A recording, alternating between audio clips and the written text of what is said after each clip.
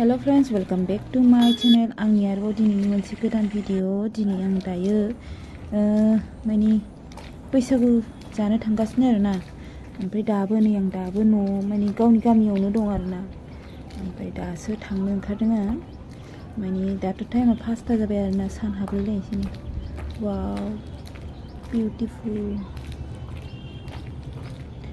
स' दासो आं थांनो ओंखारदों ओमफ्राय दा थांनोसै आरो थांनानै ओमफ्राय दा दोनबोग्रा दंखायो दोनबोग्रा गैयाबाबो आं दोनबोहोगोन आरोना सोरखौबा सासे स' लोगोफोर नायलांदो आंनि दिनैनि भिडिअखौ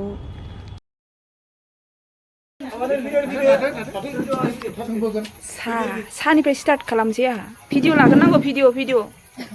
बैसागु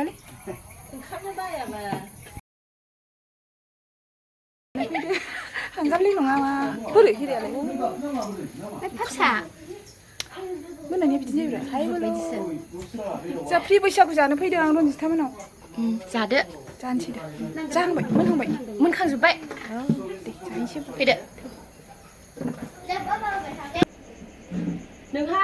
बिसिनि मेदामजों थाफादो दा आं भिडिअ लादों दासो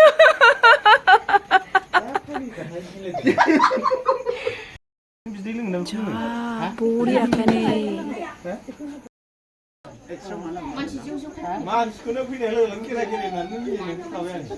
खीरा इसको बोलते हैं खीरा दिखाओ खीरा कुकुम्बर